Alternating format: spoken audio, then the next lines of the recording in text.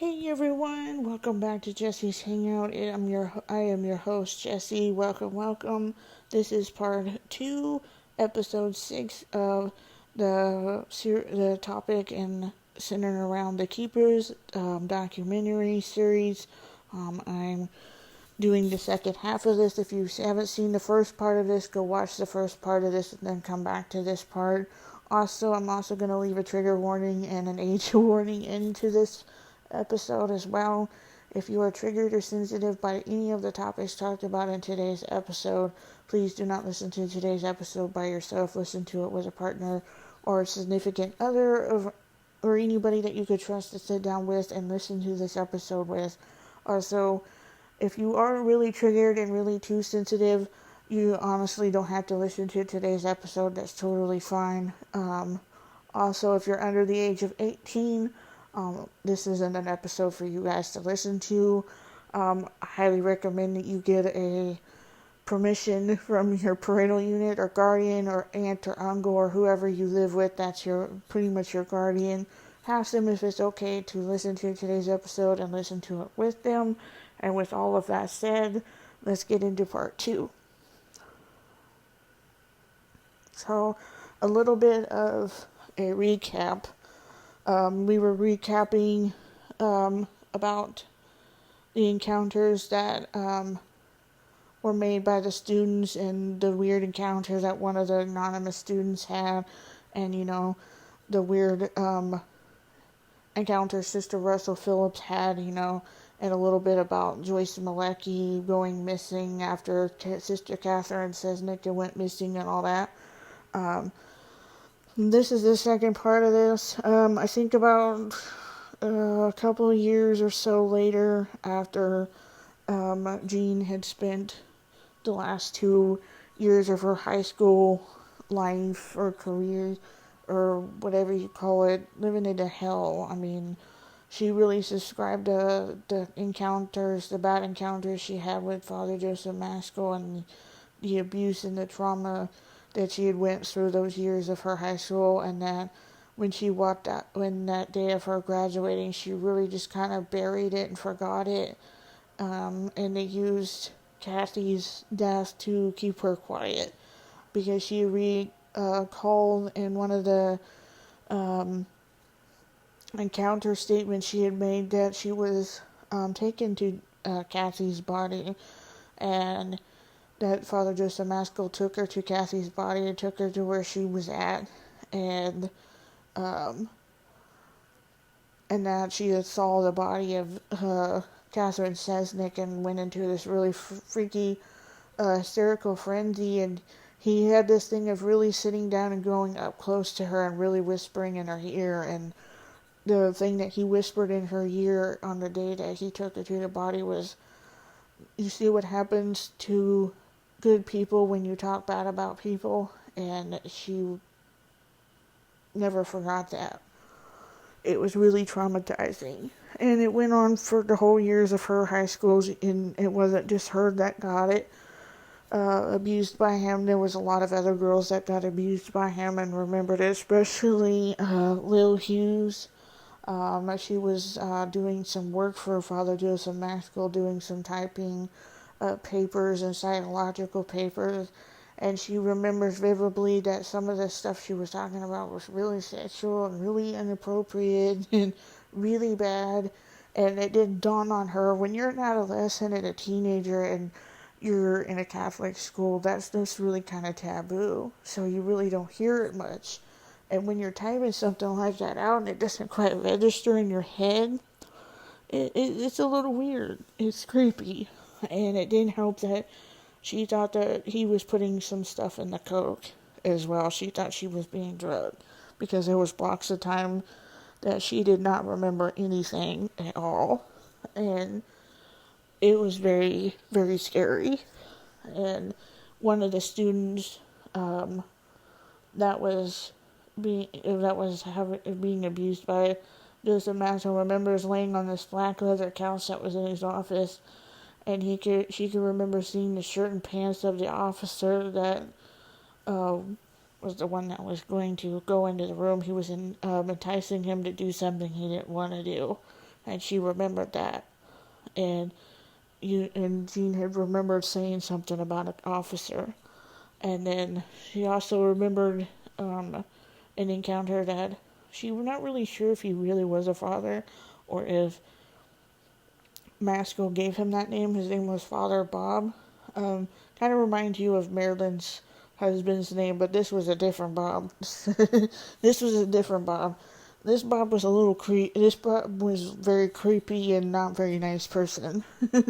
He confessed to killing Kathy, that he didn't want to do it, and that he hit her over the head, and that he proceeded to assault her from behind. And after it was over with, Father Maskell asked him, is she going to say anything now, and he took care of it. So she never said anything. And that was the same month that and into December, when all this went down.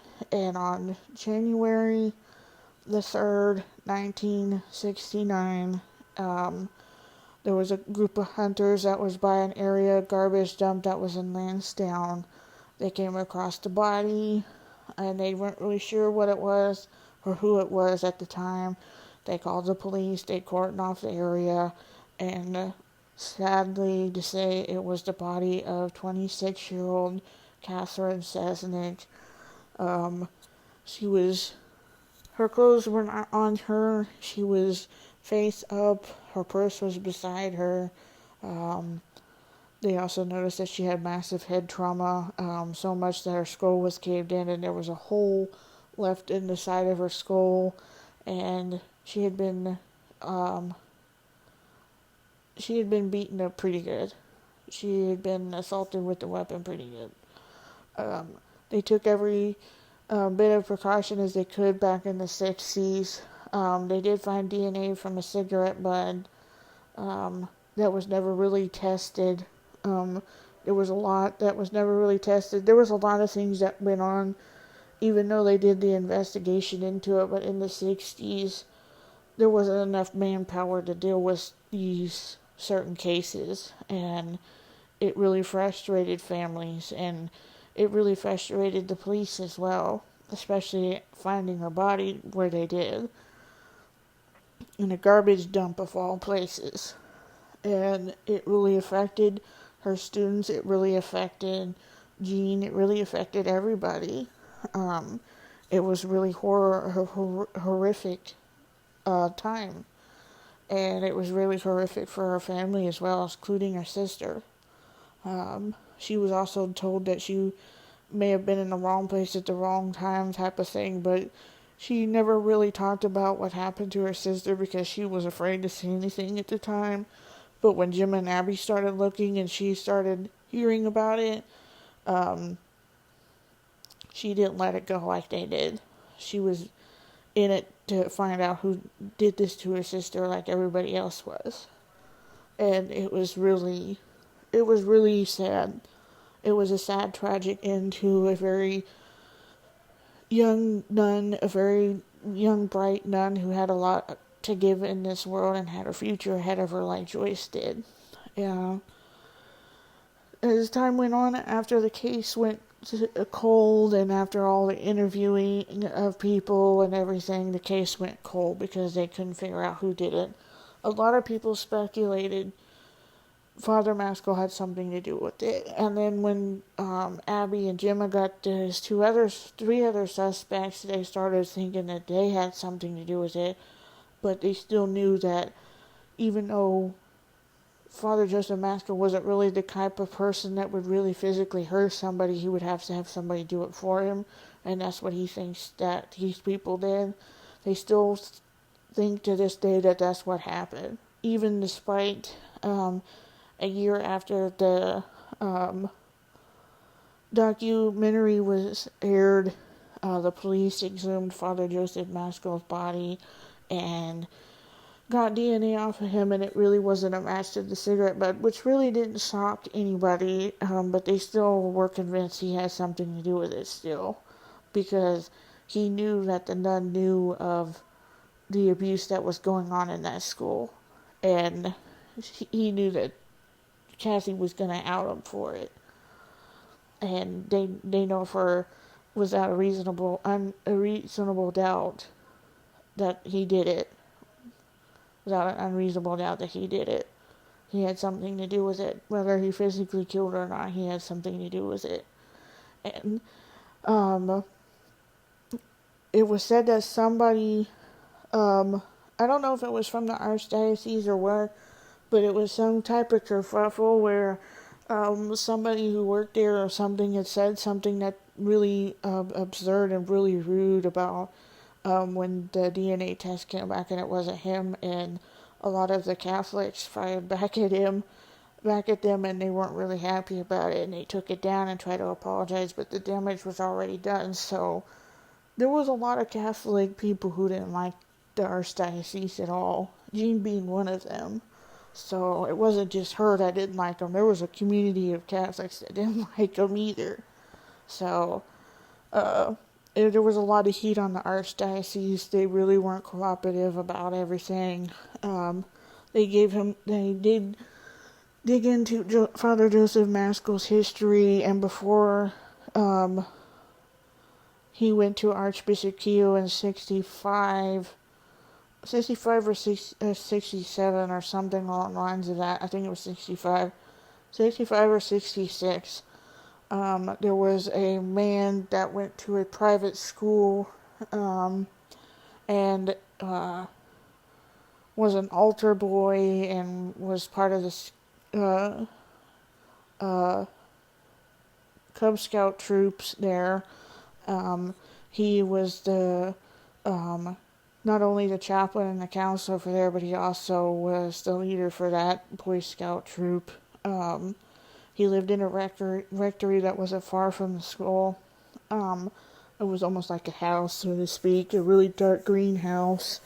And his office and where he lived was there.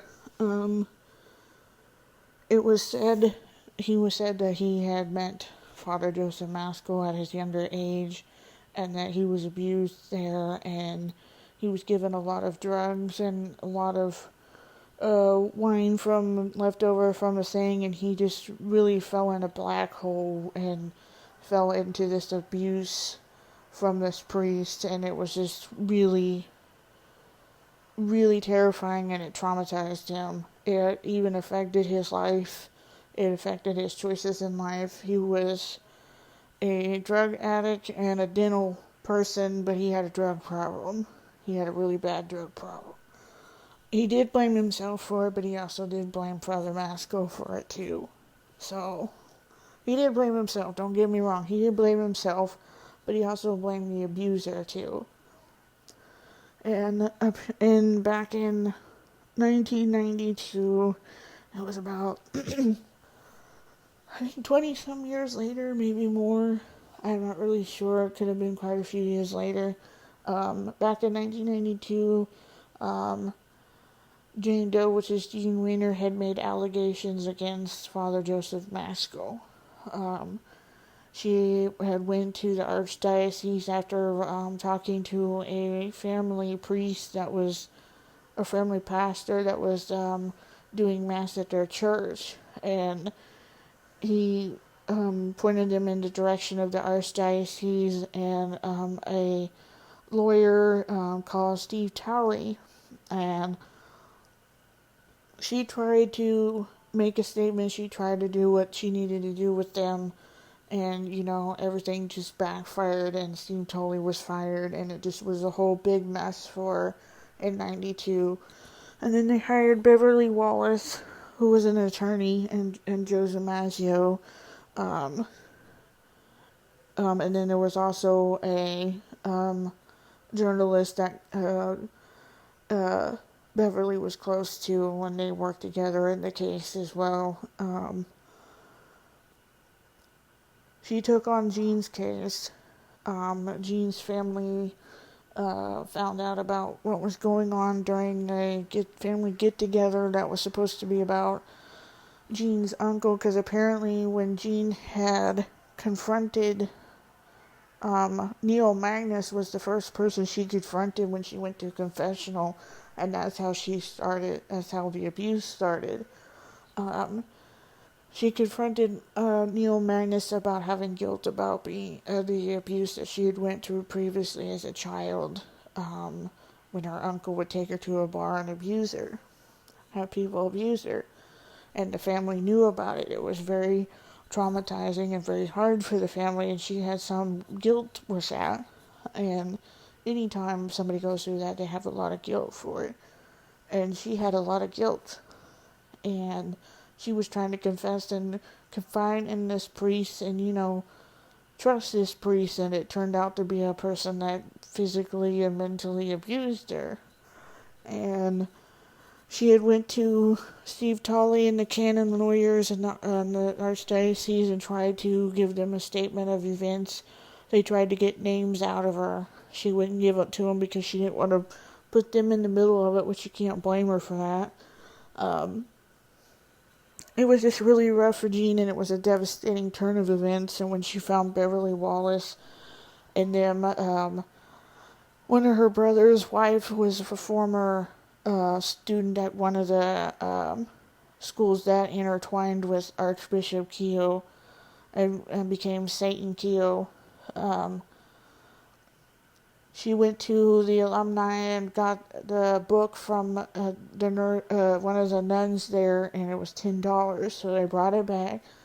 They filled out tons and tons of letters asking if anybody had any information about the allegations and the abuse of Archbishop Keogh and from Father Joseph Maskell, to contact Jean's lawyer and all this, and they even put an ad in the paper. They even got a letter from the archdiocese pleading with them about what they were doing may hurt people and all that. Basically, they were trying to cover themselves up, and it didn't work for them, so to speak.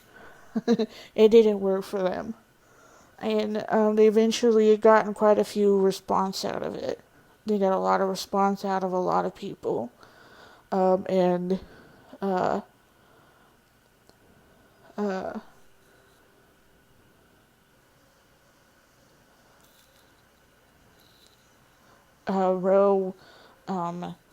Doe Roe case was also part of Jane Doe and Doe Roe case against Father Maskell in 92. She became a part of it in 94. She became one of the people that was called by Beverly Wallace. She had called them from a payphone after receiving the letter and was like, "Who are you and what do you want and how do you know about this such and such person?" She really had a sparky attitude about herself. It was really crazy. She was one of the interviews that was interviewed in the docuseries, and she also met Jane Doe, which is Jean Weiner, along with another fellow victim who was part of what happened during that time too. Jean had mentioned she had made a point not to meet the other person, Jane Roe, and a Doe Roe case, and she had made a point not to meet her because she didn't want it to affect her. She didn't want to remember things that she was trying to remember and then intertwine, and things come up. She didn't want it to be tainted with, which you can't blame her for that, especially when you're going through something. So it's really hard to hear something from somebody else when you're trying to deal with what you deal with personally, if that makes sense. And then they were a part of in 94 when Beverly Wallace and Joe DiMaggio took over the case. In 1994, Jane Roe and Jane Doe had no other choice but to take the settlement or the lawsuit against the School Sisters of Notre Dame, Archbishop Keogh, the Archdiocese, and the gynecologist Kristen Rector, who was also one of the abusers that abused Jane Roe, and also Father Joseph Maskell. All 5 of them. It was all in this one big suit, and it was really another devastating event. They lost the case, and it was very rough on Jean. It wasn't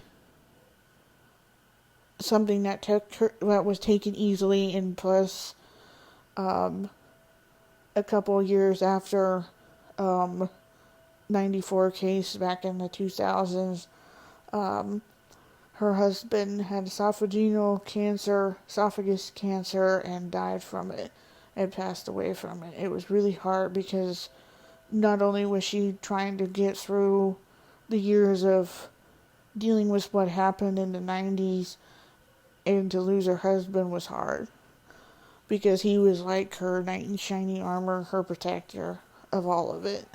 And to lose somebody like that was devastating and very hard. Considering that could tell you, considering why she didn't let in a whole lot of people, which you can't blame a traumatizing victim for that. So it was really devastating. And then as time went on, the Archdiocese finally decided to pay a settlement to the victims. They all took the settlement, but Jean didn't. She gave it to somebody. Gave it to how do you put this? She gave it to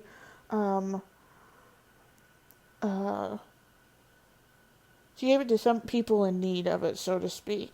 She gave it to a non-profit organization, so to speak, and gave it to them. She didn't really take the money. She didn't really care. She didn't like the Archdiocese, and who can blame her? Who can blame her at all? I can't. So she never took the money, but the others did. But even despite that, it didn't take away the traumatizing memories they will live with. It didn't take away the memories that the families of the 2 murder victims that will have to live with. It didn't take away with all the emotional trauma, the physical trauma that everybody had to go through. It didn't take any of that away. It made life very difficult. Some of the victims of the abusers were not alive to this day due to drug overdoses and suicides and all that, because they just couldn't handle living with it. And that happens when anybody's physically or mentally traumatized by something. It's very hard to live with. And it affected a lot of people. And right around the 2000s, there was a bill that was trying to be passed of having an extension law on rape cases or murder cases, and the Archdiocese and churches took it very offensively, and it never passed. But they still are fighting for it, in hopes that one day they'll get it to pass. So it was a very rough time and a very rough moment for everybody when that did get passed.